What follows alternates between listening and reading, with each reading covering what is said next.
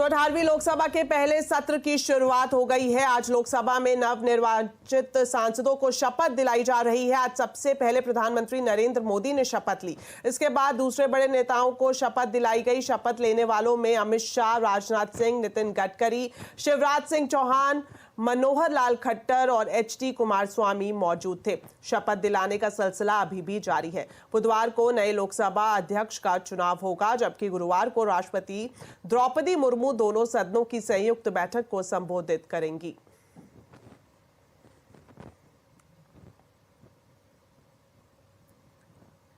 शपथ ग्रहण से ठीक पहले प्रधानमंत्री मोदी ने विपक्ष पर बड़ा हमला बोला है। उन्होंने विपक्ष से स्लोगन नहीं, जनता के हित के लिए सहयोग की अपेक्षा की। पीएम ने कहा कि देश को जिम्मेदार विपक्ष की जरूरत है। देश की जनता विपक्ष से अच्छे कदमों की अपेक्षा रखती है। अब तक जो निराशा मिली है, शायद इस 18वीं लोकसभा में विपक्ष देश के सामान्य नागरिकों की विपक्ष के नाते उनकी भूमिका की अपेक्षा करता है। लोकतंत्र की गरिमा को बनाए रखने की अपेक्षा करता है। मैं आशा करता हूं कि विपक्ष उसमें खरा उतरेगा। इधर विपक्षी दलों ने आज संसद परिसर में सोनिया गांधी के नेतृत्व में विरोध प्रदर्शन किया। इंडिया गठबंधन के सांसदों ने संसद परिसर में गांधी प्रतिमा के पास प्रदर्शन किया। विपक्षी सांसद हाथ में संविधान की कॉपी लिए हुए थे। वो प्रोटेम स्पीकर की नियुक्ति से भी नाराज थे। राहुल गांधी ने संविधान का मुद्दा उठाया और कहा कि हिंदुस्तान के संविधान को कोई शक्ति नहीं छू सकती। जो आक्रमण प्रधानमंत्री जी अमित शाह जी कॉन्स्टिट्यूशन पर, संविधान पे कर रहे हैं, वो हमारे लिए एक्सेप्टेबल नहीं है। वो हम होने नहीं देंगे। इसीलिए हमने कॉन्स्टिट्यूशन ओथ लेते हुए हमने मोबाइल कैमरे पकड़ा था। आपको लगता है आपका संदेश जाएगा? संदेश जा रहा है। और हिंदुस्तान के कॉन्स्टिट्यूशन को कोई शक्ति नहीं छू सकती। सर वो कह रहे हैं कि कल काला दिवस है, कल इमरजेंसी की बात भी कर रहे हैं। और ये देखिए,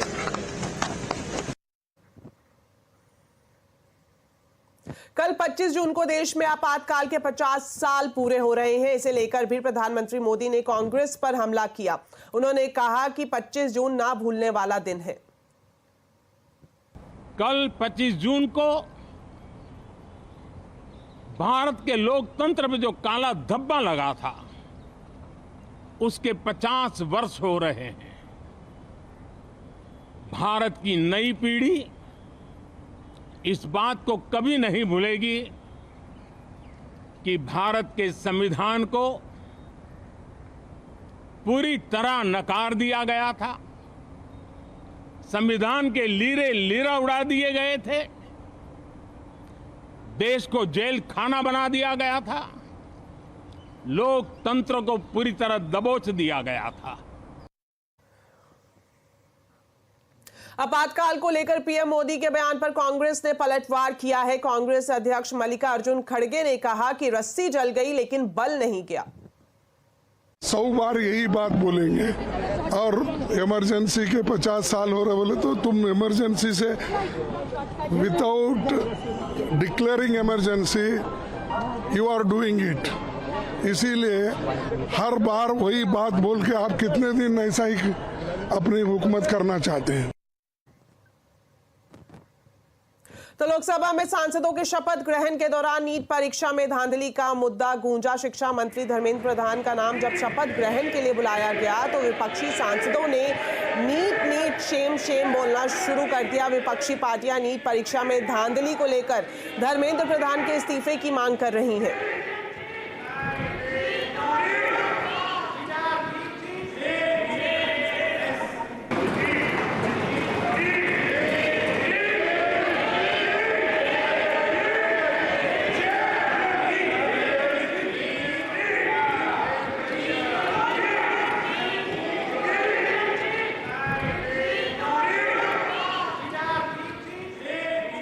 नीट परीक्षा विवाद को लेकर सियासत जोरों पर है और विपक्षी दल इस मुद्दे पर लगातार सरकार को घेरने की कोशिश कर रहे हैं। एनएसयूआई ने आज नीट मामले को लेकर विरोध प्रदर्शन किया और संसद का घेराव करने की कोशिश की, लेकिन उन्हें बीच में ही रोक दिया गया। पुलिस ने प्रदर्शनकारियों को रोकने के लिए बैरिकेड्स लगाए थे, जिस पर एनएसयूआई के कार्यकर्ताओं ने चढ़ने की कोशिश भी की।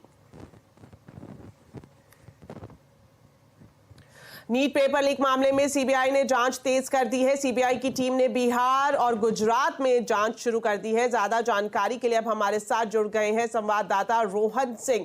तो रोहन, ये बताएं, नीट पेपर लीक मामले में सीबीआई ने क्या बड़ा एक्शन लिया है? जी, आज सीबीआई ने इस पूरे मामले का हैंडओवर ले लिया। सीबीआई की दो अलग अलग टीमें हम कहें, एक गुजरात के गोधरा गई और एक पटना आज पहुंची है और इस पूरे मामले की जो जांच है ऑफिशियली सीबीआई ने शुरू कर दी है। बिहार की जो इकोनॉमिक ऑफेंस यूनिट है उससे पूरे जो सबूत है उसको उन्होंने हासिल किया है। इसके अलावा अब तक ईओयू जो है बिहार की, उसने 18 लोगों को अब तक अरेस्ट किया है इस पूरे मामले में। इस बात की संभावना जताई जा रही है कि सीबीआई उनके ट्रांजिट रिमांड की मांग कर सकती है आगे इंट्रोगेशन के लिए और उनसे कुछ लोगों को दिल्ली लाया जा सकता है और ज़्यादा पूछताछ के लिए। इसके अलावा कुछ और नए एफआईआर भी इस पूरे मामले में जो है सीबीआई दायर कर सकती है।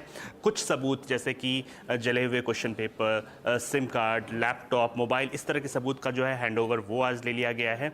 इसके अलावा इस पूरे मामले में हजारीबाग से जो कनेक्शन जुड़ रहा है वो काफ़ी ज़्यादा इंटरेस्टिंग हो जा रहा है। ऐसा माना जा रहा है कि हजारीबाग का जो एक ओएसिस स्कूल है वहाँ से जब ट्रांजिट के दौरान ही क्वेश्चन पेपर को के जो बॉक्सेस है उसको किसी न किसी तरह से उसमें धांधली की गई थी, लेकिन हालांकि ये पूरी जांच का मामला है, इसमें आगे जांच होगी।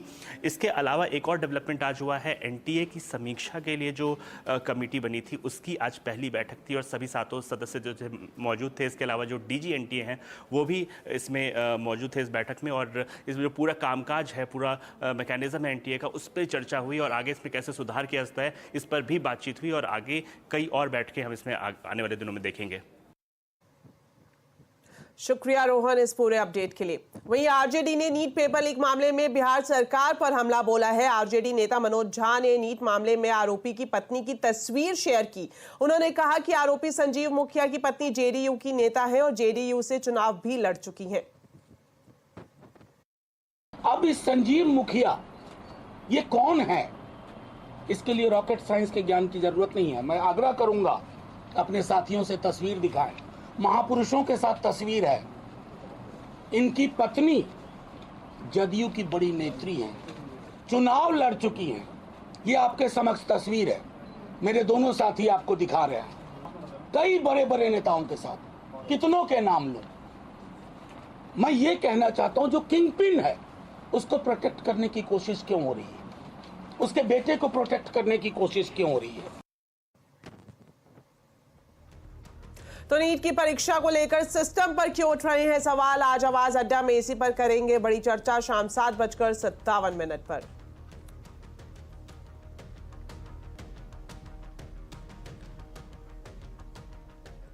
दिल्ली के मुख्यमंत्री अरविंद केजरीवाल को शराब घोटाला मामले में अभी राहत नहीं मिली है। सुप्रीम कोर्ट ने केजरीवाल की जमानत पर अंतरिम रोक लगाने के हाईकोर्ट के फैसले के खिलाफ याचिका पर सुनवाई 26 जून तक टाल दी है। सुप्रीम कोर्ट ने कहा कि पहले दिल्ली हाईकोर्ट का फैसला आ जाए फिर सुनवाई करेंगे। इस पर केजरीवाल के वकील ने सवाल उठाते हुए कहा कि जब दिल्ली हाईकोर्ट बिना ऑर्डर कॉपी अपलोड हुए स्टे लगा सकता है तो सुप्रीम कोर्ट भी बिना हाईकोर्ट का आदेश आए उस पर रोक लगा सकता है। हालांकि अब केजरीवाल की जमानत याचिका पर 26 जून को सुनवाई होगी। चलिए अब बात करते हैं बाजार की। बाजार में आज निचले स्तरों से शानदार रिकवरी हुई। सेंसेक्स निफ्टी नीचे से सुधरकर बढ़त पर बंद हुए। सेंसेक्स 131 पॉइंट चढ़कर 77,341 पर और निफ्टी 37 पॉइंट चढ़कर 23,538 पर बंद हुआ। मिड कैप इंडेक्स की रिकॉर्ड क्लोजिंग हुई तो वहीं स्मॉल कैप शेयरों में दबाव देखने को मिला। डिटेल्स लेते हैं सुमित मेहरोत्रा से। तो सुमित, आप बताएं आज बाजार की बड़ी बातें क्या रहीं? देखिए, भारतीय बाजारों में शुरुआत तो गिरावट के साथ हुई थी, लेकिन लोअर लेवल से एक बढ़िया रिकवरी आते हुए दिखाई पड़ी। इंडेक्स में निफ्टी, सेंसेक्स, निफ्टी बैंक सब में रिकवरी थी। मिड कैप इंडेक्स में अच्छी रिकवरी थी। हालांकि स्मॉल कैप इंडेक्स भी रिकवरी के साथ रहा, लेकिन थोड़े बहुत वहाँ बिकवाली देखने को मिली। अच्छी खरीदारी थी आज सेलेक्टिव इंडिसेस में मिले। मिड कैप आईटी में चुनिंदा खरीदारी देखने को मिल रही थी, या फिर कह लीजिए कि बैंक्स में प्राइवेट बैंक्स को तक पार्टिसिपेट करते हुए दिखाई पड़ रहे थे। कुछ हैवी वेट चल रहे थे, ऑटो के सिलेक्टिव शेयर चलते हुए दिखाई पड़ रहे थे। होल्डिंग कंपनीज भी अंदर एक अच्छी खरीदारी देखने को मिल रही थी। तो ऐसे ऐसे अलग अलग पॉकेट्स, सब पॉकेट्स के अंदर कामकाज हो रहा था। और आज भी ऑटो, एफएमसीजी, पीएसयू, ये 3 ऐसे इंडेक्स थे जो कि खरीदारी के साथ बंद होते हुए दिखाई पड़े। थोड़ी बहुत प्रॉफिट टेकिंग थी मेटल स्पेस के अंदर, प्राइवेट पीएसयू बैंक्स के अंदर, जहां पे आप कह लीजिए थोड़ा बहुत बिकवाली का दौर बनता हुआ दिखाई पड़ा। ओके सुमित, ये भी जानना चाहेंगे आज किन शेयर्स में एक्शन दिखा और कहां सुस्ती रही?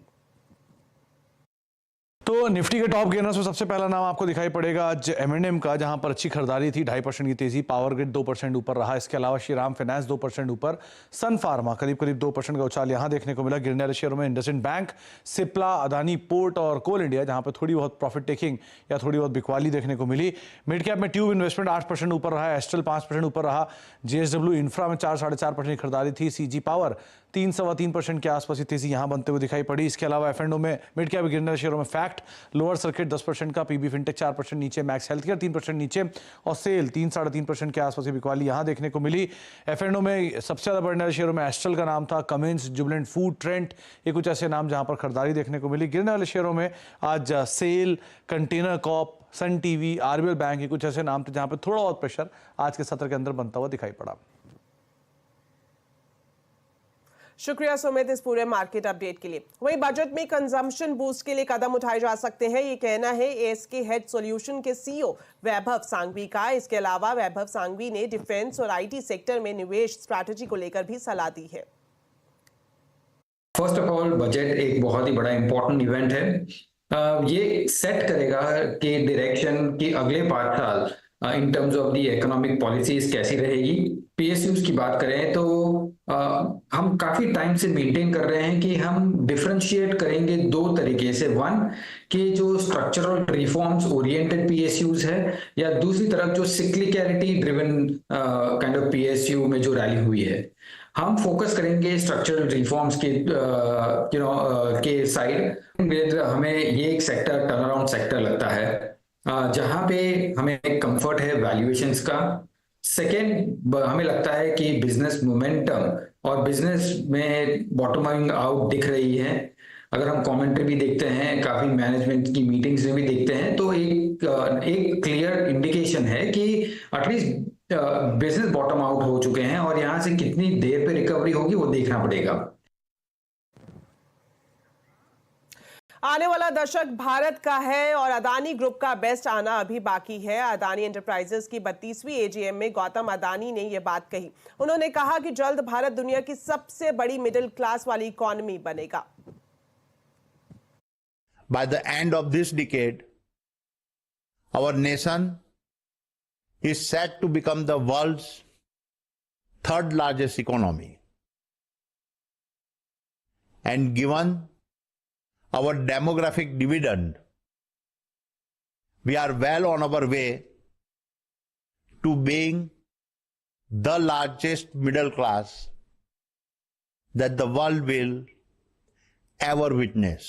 Adani Power's operating capacity increased by 12% to 15,250 megawatt. With the commissioning of a 1600 megawatt transnational ultra supercritical thermal power plant at Godda. This makes the first power plant in India to export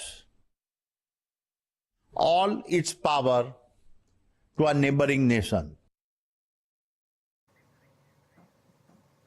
सरकार ने गेहूं पर stock limit लगा दी है। नई stock limit आज से ही लागू होगी। सरकार को उम्मीद है कि इससे व्यापारी गेहूं खुले बाजार में बेचने के लिए मजबूर होंगे और दाम कम होंगे। क्या है पूरी खबर, जानने के लिए सीधा चलते हैं असीम मनचंदा के पास। असीम, बताएं क्या है जानकारी। इस साल गेहूं का उत्पादन 112 मिलियन टन होने का अनुमान है। Food corporation of India 266 lakh metric ton गेहूं की खरीदारी ऑलरेडी कर चुका है, लेकिन इसके बावजूद बाजारों में दाम लगातार बढ़ रहे थे। पिछले एक साल में दामों में बढ़ोतरी 5.5% दर्ज की गई। सरकार को लग रहा था कि कहीं बड़े ट्रेडर्स जो है इसके अंदर होर्डिंग कर रहे हैं, जमाखोरी कर रहे हैं, तो ऐसे में सरकार ने गेहूं के ऊपर स्टॉक लिमिट लगाने का फैसला किया है। जो बड़े ट्रेडर्स हैं, होलसेलर्स हैं, उनके लिए लिमिट 3000 मीट्रिक टन रखी गई है, जबकि जो छोटे रिटेलर्स हैं या प्रोसेसर हैं उनके लिए 10 टन की लिमिट रखी गई है। तो ये नई लिमिट आज से ही लागू हो जाएगी। सरकार ने इन्हें 30 दिन का वक्त दिया है कि अपना जितना भी स्टॉक इन्होंने रखा है इसको लिक्विडेट कर दें, इसको खुले बाजार के अंदर बेच दें। तो सरकार को उम्मीद है कि इससे आने वाले दिनों में दामों में कमी आएगी। लेकिन सरकार का ये भी कहना कि उनके पास सारे विकल्प खुले हुए हैं। गेहूं के ऊपर अभी फिलहाल 40% की ड्यूटी लगती है, आने वाले दिनों में सरकार उसमें भी कटौती कर सकती है। तो सरकार का इरादा साफ है। सरकार का कहना है ना हम जमाखोरी होने देंगे और ना ही हम महंगाई बढ़ने देंगे। शुक्रिया असीम इस पूरी जानकारी के लिए। वहीं तूर और चना दाल पर स्टॉक लिमिट लगाने का अब असर दिखना शुरू हो गया है। दालों के दामों में कमी आ रही है। साथ ही मॉनसून के आने से आलू, प्याज और टमाटर के दाम भी कम होने की उम्मीद जताई जा रही है। कंज्यूमर अफेयर्स सचिव निधि खरे से बातचीत की है हमारे संवाददाता असीम मनचंदा ने। देखिए, तूर दाल पर और चने की दाल पर स्टॉक लिमिट आते देखी, प्राइस कम होंगे आपको लगता है? ऑलरेडी प्राइसेस कम हुए हैं और हम देख सकते हैं कि जो होलसेल प्राइसेस हैं उसमें 50 से 200 रुपये प्रति क्विंटल की गिरावट आई है। तो इसमें जो होर्डिंग करते हैं या जो कालाबाजारी करते हैं उन सभी पर एक तरह से कार्रवाई होगी और इसी से प्राइसेस भी जो अनावश्यक रूप से बढ़े हुए थे वो भी कम होंगे।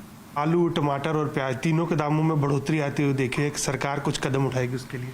जैसा कि मैंने कहा कि ये जो हीट वेव थी इस साल सभी लोगों ने महसूस किया होगा कि बहुत हाई टेम्परेचर चल रहा था और यहाँ तक कि रात में भी चल रहा था। तो ये जो एल नीनो का इफ़ेक्ट है उसने सभी पैदावार, सभी तरह की, चाहे वो सीरियल्स हों या सब्ज़ी हो, इन सभी पर अपना दुष्प्रभाव देखा है। जैसे ही मॉनसून आया और एक अच्छी वर्षा, चूँकि इसका पूर्वानुमान है, तो निश्चित रूप से सब्जियों पर भी इसका एक अच्छा प्रभाव होगा। हरी सब्जियां चूँकि मार्केट में नहीं आ रही थी, इस कारण से अधिक लोग आलू पर डिपेंडेंट थे और इसके कारण से उस पर जो डिमांड था वो बहुत हाई था, जिसके कारण प्राइसेस बढ़े हुए थे। लेकिन जैसे जैसे हरी सब्जियां मार्केट में आना शुरू हो जाएंगी वैसे वैसे आलू की भी कीमतें स्थिर हो जाएंगी और कम हो जाएंगी। बजट के लिए तैयारियां जोरों पर है। लगातार प्री बजट बैठकों का सिलसिला जारी है। आज वित्त मंत्री ने ट्रेड और लेबर यूनियन के साथ बैठक की। यूनियन ने वित्त मंत्री के साथ ओल्ड पेंशन स्कीम लागू करने और मनरेगा में एलोकेशन बढ़ाने की मांग की है। इस खबर पर डिटेल्स लेते हैं संवाददाता आलोक प्रियदर्शी से। तो आलोक, ये बताएं, आज यूनियंस की तरफ से जो विश लिस्ट वित्त मंत्री के सामने रखी गई है उसकी बड़ी बातें क्या है? देखिए, विशलिस्ट काफी लंबी है, लेकिन जो भारतीय मजदूर संघ की तरफ से जो यहाँ पर रिप्रेजेंटेटिव आए थे उनका साफ तौर पे कहना था कि ओल्ड पेंशन सिस्टम को लगाना चाहिए और न्यू पेंशन स्कीम को खत्म किया जाना चाहिए। इसके अलावा उन्होंने ये भी कहा कि मनरेगा के एलोकेशन बढ़ाया जाना चाहिए ताकि अभी जो 100 दिन की गारंटीड रोजगार मनरेगा के तहत मिलता है उसको बढ़ाकर 200 दिन किया जा सके। इसके अलावा उन्होंने ये भी कहा कि जो पेंशन है, पेंशन जो लास्ट ऑन सैलरी होती है उसका 50% सैलरी होनी चाहिए। ये सब कुछ बातें भारतीय मजदूर की तरफ से संघ की तरफ से कही गई, लेकिन जो दूसरे जो लेफ्ट एंड कांग्रेस सपोर्टेड जो ट्रेड यूनियंस है उनकी तरफ से जो मांगों की लिस्ट थी वो काफी लंबी थी। उनकी तरफ से कहा गया कि पर्सनल टैक्स में कटौती की जानी चाहिए, साथ ही साथ वेल्थ टैक्स और इनहेरिटेंस टैक्स को लागू करना चाहिए। इसके अलावा जो सरकारी कंपनियों में खाली पद पड़े हैं उनको भरना चाहिए और अग्निवीर जैसी जो योजनाएं हैं इनको तत्काल खत्म करना चाहिए। तो ये तमाम जो बातें हैं वो ट्रेड यूनियन की तरफ से रखी गई हैं और लेबर कोड को खत्म करने और जो सरकारी कंपनियों का प्राइवेटाइजेशन चल रहा है इन सब मुद्दों को भी वित्त मंत्री के सामने रखा ट्रेड यूनियंस ने। शुक्रिया आलोक इस पूरी जानकारी के लिए। सरकार कल यानी मंगलवार को 96,000 करोड़ से ज्यादा के स्पेक्ट्रम की नीलामी करेगी। इसमें कितनी कंपनियां शामिल हो सकती हैं और कितना स्पेक्ट्रम खरीद सकती हैं, इस पर ज्यादा डिटेल्स के साथ अब जुड़ गए हैं मेरे सहयोगी असीम मनचंदा। तो असीम, बताएं पूरी जानकारी क्या है? 2 साल बाद सरकार एक बार फिर स्पेक्ट्रम नीलामी की तैयारी कर रही है। मंगलवार को स्पेक्ट्रम की नीलामी होगी। सरकार इस बार 8 स्पेक्ट्रम बैंड नीलाम कर रही है। इस स्पेक्ट्रम की रिजर्व कीमत 96,318 करोड़ रुपए है। अगर मैं इसमें पार्टिसिपेट करने वाले की बात करूं तो 3 कंपनियों ने इसमें नीलामी में हिस्सा लेने के लिए आवेदन किया है। भारतीय एयरटेल, रिलायंस जियो और वोडाफोन आइडिया ने इसके अंदर आवेदन किया है। तीनों कंपनियों ने मिलकर के 4,350 करोड़ रुपए की ईएमडी जमा कराई है। सबसे ज्यादा ईएमडी रिलायंस जियो ने 3,000 करोड़ रुपए की जमा की है, जबकि भारतीय एयरटेल ने 1,050 करोड़ रुपए की ईएमडी जमा की है, जबकि वोडाफोन आइडिया ने 300 करोड़ रुपए की ईएमडी जमा की है। अगर मैं पिछले साल की नीलामी से इसको कंपैरिजन करूं तो पिछले साल टेलीकॉम कंपनियों ने नीलामी में बढ़ चढ़ के हिस्सा लिया था और 1.5 लाख करोड़ रुपए तक की बोली लगाई थी। लेकिन इस साल टेलीकॉम कंपनियां सिर्फ अपनी कुछ पॉकेट्स के अंदर अपना स्पेक्ट्रम जो है वो खरीदेंगी। उनकी ईएमडी से यही लगता है टेलीकॉम कंपनियां कुल 15,000 करोड़ रुपए की बोली लगा सकती है। तो कुल मिलाकर के सरकार को इस नीलामी से 15,000 करोड़ रुपए की आय हो सकती है। ब्रेक के बाद आपका स्वागत है और अब आपको बताते हैं रूस से जुड़ी एक बड़ी खबर। रूस एक बार फिर आतंकी हमलों से दहल गया है। रूस के 3 शहरों में आतंकियों ने कहर बरपाया है। दक्षिणी प्रांत के दागिस्तान में आतंकियों ने 2 चर्च, पूजा घर और पुलिस पोस्ट पर ताबड़तोड़ गोलीबारी की है। इस हमले में 15 पुलिसकर्मी समेत कई लोगों की मौत हो गई है। वहीं 25 से ज्यादा लोग घायल बताए जा रहे हैं। इस हमले में 4 आतंकी भी मारे गए हैं। इस घटना के बाद रूस के कई शहरों में हाई अलर्ट है। भारत और ऑस्ट्रेलिया के बीच आज आईसीसी T20 वर्ल्ड कप 2024 का सुपर 8 का 11वां मुकाबला खेला जाना है। दोनों के बीच ये मुकाबला सेंट लूसिया के Darren semi national cricket stadium में होगा। भारतीय टीम के सेमीफाइनल में पहुंचने के नजरिए से मुकाबला काफी अहम है। हालांकि इस मैच पर बारिश का साया भी मंडरा रहा है। ऐसे में अगर भारत और ऑस्ट्रेलिया के बीच खेले जाने वाला ये मैच बारिश की वजह से रद्द हो जाता है तो दोनों टीमों को 1-1 पॉइंट दे दिया जाएगा। इसी के साथ ही टीम इंडिया सेमीफाइनल में पहुंच जाएगी।